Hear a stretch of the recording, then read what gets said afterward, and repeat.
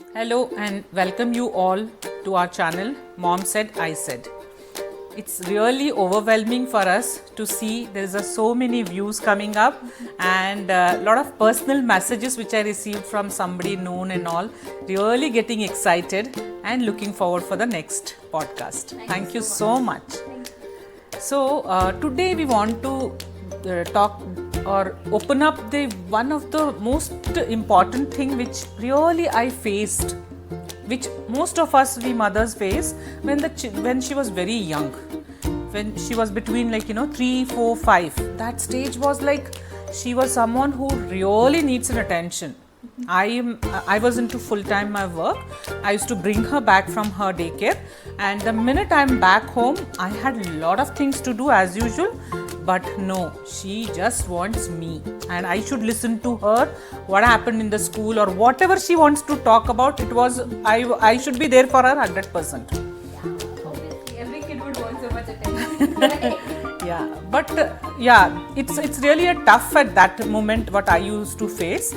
But no, I used to make sure I used to keep that some 15-20 minutes for her and reach home back, so that I'll keep all my stuff out and sit with her, and she will go on and blah blah blah blah blah.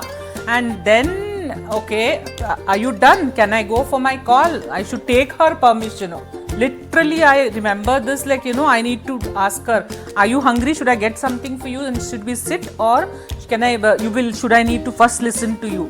I don't know where was that coming to me from, and maybe I was in the field of education. I used to meet a lot of parents. That used to help me, I used to get intuitively to know that, now she needs me. Now she's hungry. Sit with her. So I really could make that. I don't know how. Do you remember anything of that stage? I really don't remember anything of when I was, so needy for attention and extroverted and so exuberant. But I do, I used to remember missing her a lot because she was gone a lot during her work time, and I used to stay with my grandmom during the weekdays, and weekends we would come home and we'd be in family time, and I want that family time. So she was in sales and it was all commission based, so she needed to see her every minute was important for her. And I'm like, no, I am more important. I need you with me right now. And she understood that. And I also remember I get teased a lot with this in my family. How when she used to make her calls in her sales, and I would sit with her with some book of mine, and I'd also pretend I'm being on call or mimic whatever she's doing, because I just wanted to spend time with my mom. And then that's how things happened. Just be around.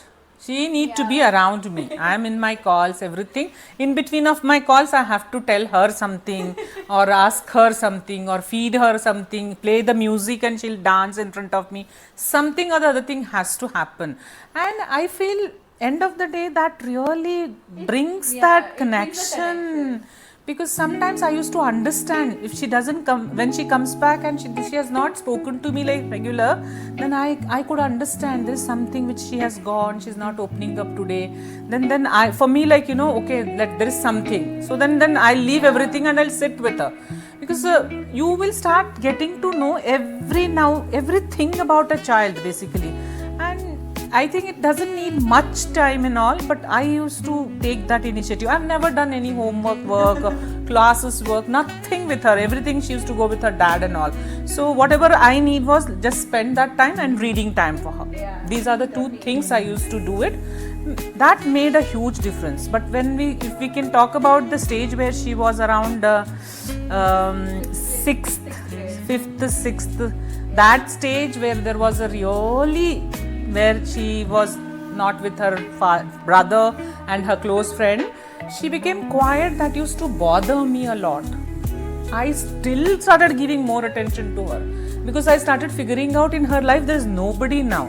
Now she needs my more attention also, and soon I just quit my job also. I think after 1-2 years, then I just quit my job. But before that also, I started getting more closer to her, but she was actually closed.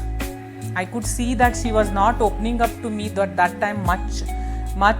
But whatever is happening in the school, but she used to tell that part, but there was something inside her which she was not opening up. I don't know what it was, but I know that when my brother left for hostel, so I was around in second grade when he went to hostel, and that changed me. That changed some part of me because I used to miss him a lot, and it was always us together. Like for him, I was not there his whole life, but for me, he was there my whole life. So I think I'm not sure. It was very young, but I think that changed something in me. And school happened, some friends left, this and that, and I think I just turned towards myself. But around third grade, fourth grade, I was engaged in a lot of classes, and my mom always put me in something or the other. I was busy doing something or the other, dance class, art class, music. I didn't even like music, but I was still in music, so I knew something or the other. So I busied myself like that. And then as I grew older, around the 5th, 6th grade, I had friends. It wasn't like I did not have friends. I was just not fully vulnerable to them about how I was feeling. I didn't want to share myself openly to anybody. And I just realized that I wasn't even sharing with my mom that time. Yeah. I do not know that. I just realized that. Because I know I wasn't sharing with my friends. I felt like I never had that relationship, but I created that with them. But I never shared with my mom also. I just thought it's just something I have to deal with my own. You know, there's something that I know something in my head is just a lot of thoughts, overthinking about things, not liking who I am, a lot of negativity towards myself. And then I thought everybody also felt negative about me, so I was, became more closed off. But yeah, she was relentless. She always came and poked something and then told her, what do you want to do this? Do you want to do that? Shall we do this? Like, she tried all her ideas, let's go to the temple, let's go have a coffee, let's go out, do this. And then, do you want to do this? I felt, one part that I felt really bad was that I wasn't able to make any friends. So I had to depend on my mom if I wanted to have fun. So I felt really bad, but I'm also glad that we had that. Like, I at least had her with me. She didn't give up on me. Yeah. I think that played an important role. So I could always see on her face that some fear on her face. I used to see that fear on her face. If even when she's dressed up well, we are going somewhere, if someone looks at her and compliments her, it's looking so good, she used to hate that. She used to not like it. I could see on her face. I used to love to see her. She was so beautiful. Throughout, I've seen her from the childhood. But she used to not like that compliment when anybody gives her, including me. That was not her. Okay. It was that kind of expression. I thought I never actually believed it. I thought people hated me. Like, I don't know. I always thought people are judging me, they dislike me, or they think I'm too much, or I'm too less, or I'm just not right. So I was very in that mindset. These are all the things she used to create, and she used to be in that one, cocoon where, all the time or all by herself. And, and it was a big worry for me. Finally, I started getting worried also when she was even in college. First year, second year, I think there she got some friend. Yeah, By then, yeah. I got good friends in Mount Carmel. I studied in Mount Carmel. Yeah. I got really good friends from there. So there we could see some independently. She started moving. She used to go. Then scooter she started taking. Yeah. That was also little relief to me because okay, fine, she's becoming little more independent and all. But it was always there somewhere inside me. There. Yeah, that fear. Like I started hiding it better. I started pretending more. The fear was there. I started pretending over it. Like, no, I'm fine. I can do this. And I just started building more layers of pretense than actually dealing with what was there. Yeah. And I could make out that, on her face, like, she's still thinking about what to do and all. When she decided even on arts, I was disappointed. Oh my God. You were? Yeah, I was disappointed. Arts? What do you want to do with arts? Like, I was somewhere expecting at least the commerce. If not science was tough for you, let her do at least the commerce so that, some numbers is important in life. So I was inside disappointed, but I was very open. I was very open. That way I said, okay, fine. And in fact, some of my sister-in-laws and all said, arts is not at all the right decision she's taking. She's good in the designing. Let her do at least science for 2 years and she can get into designing. She's so good into designing and all that. I'm an artist. So during just before after my 10th grade, COVID hit, the pandemic, and so we had a lot of time, and I did more of my artwork. I started doing a lot of paintings, a lot of art, and showing it to my family, and obviously my mom posted it everywhere she could. So people generally believe that, that is the career I want to choose, into design and into art. But the thing is, in my first year of PUC, I was so stressed that I had to choose design, I had to make a career in design, that I couldn't draw, I couldn't paint, I couldn't do anything but worry.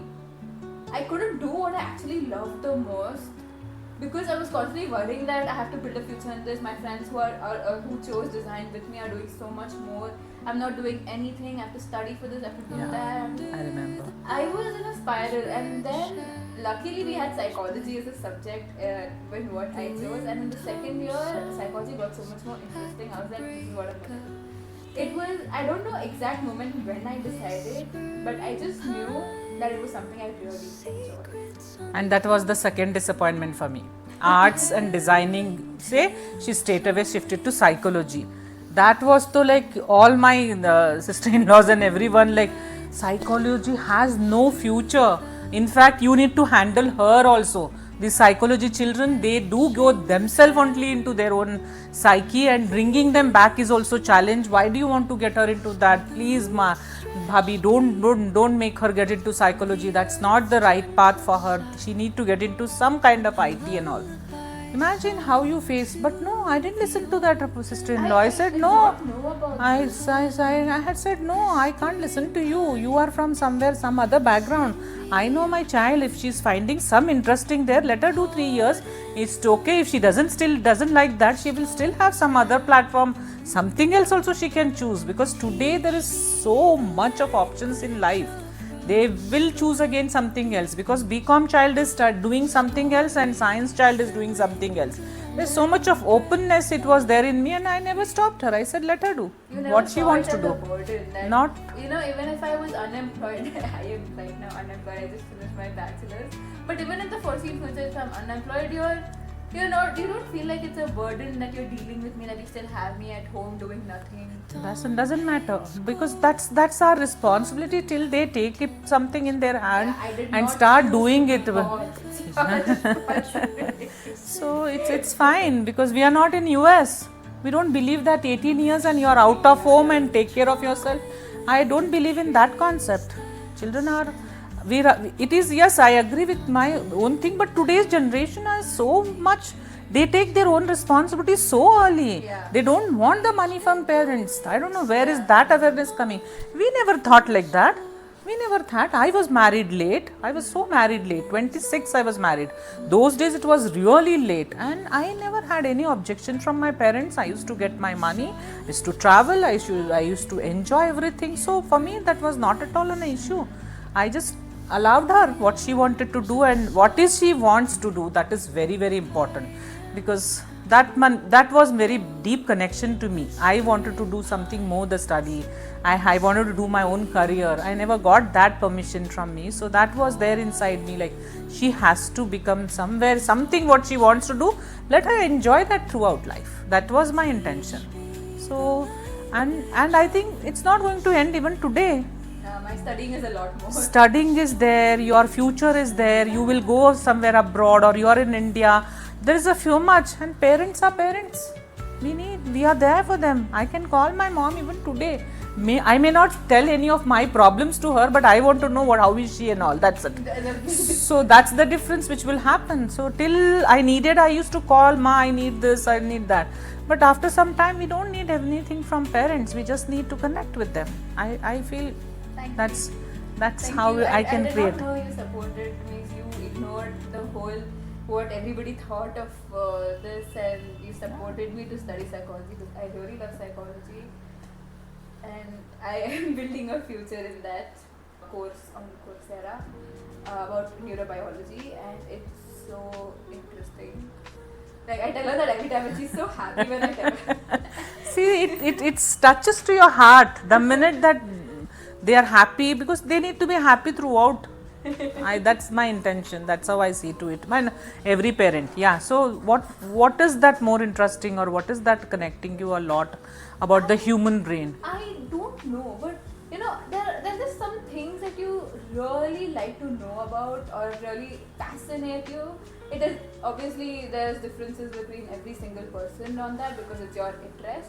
But for me, it's just something about something about the brain, something about the human brain that I just love, like the biology part, the conscious part, the cognitive part, all of it. And I remember I recently, the past few weeks, I've been watching too much TV shows and stuff, and I told her I wish I'd become a doctor, should have taken MBBS Yeah. and stuff. And like, no, I think this is the better path, this is the right path, this was what was meant to happen. I'm very happy this happened, and now how do you feel about me taking psychology? No way. I never looked back or thought about it anything. Yeah, first 1 year, 2 years, what we were studying, I was you not didn't know. sure. You I didn't didn't know, and I just left her. I was seeing it. I used to tell her, just get ready, dress well. You're in college now. I was into those focus. And You remember? unfortunately for her, I joined NCC, National Cadet Corps. Oh my God. So I did not have the ability to dress well. I used to go in college in tracks, and we had a lot of restrictions when it came to representing NCC in college. So And I used to hate that. For me, like, college means you need to, you are a young adult now, you can dress well and go with that. For us, that is how we were. What is this girl in first year, second year, college also, she is like so serious and getting into that NCC, she started so seriously committing, because NCC is a commitment. yeah, She took that and she decided and she got it and she took it, and I was not happy with that. I think what worked the most between us was freedom. Of course, And yeah. I think it was a lot of understanding, because when there were moments where I was also irritated with her, especially my phase where I was too much into myself. She used to poke a lot, like, what are you doing? Do you want to do this? Do you want to do that? I'm like, no, just leave me alone. Yeah. I used to just become quiet. And somehow she found the time to give me space and poke me and annoy me and irritate me. But in the end, I used to come back to her because she's my mom. Like every morning while she's making my dabba, I sit in the kitchen and tell her, like, this is the thing, this happened, this day, this happened. I needed time to process it. So next day I would tell her everything. For me, because she was the only one who was kept pushing me towards something. Like, my friends were just friends from school. We all were going through the same drama in school, and outside school I didn't really have many friends, like some in my apartment, obviously, some from my old friends and everything, but no one used to push me to be something. So I think that helped. Somewhere you forcing me to do this, do that, do this, since I was a kid, like art, do painting, do dance, do this, do that. I even learned karate when I was like 9 years old.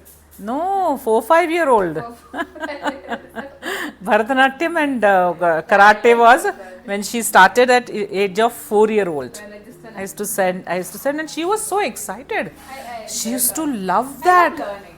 No, she used to get. Parents to prepare themselves for children should learn not how to parent, but just learn about children, about how they are when they are young. What do they not in a parent's perspective, but in general, like just general understanding how children work. What are they thinking? What do they need from you in that moment? I think that would help. See, as a mother, we know, like, to take care of entire physical part of it. If they are not well, if they didn't sleep, if they food, everything, intuitively every mother, every girl gets into that. But yeah, when it comes to this intellectual or exposing them, these all helped me basically where I was working. Again, that's the one more point I can share. Yeah, Yeah, we are that's all done. for today. Thank you. Guys. Thank you so much. Thank you for watching. Thank you for watching. Yeah.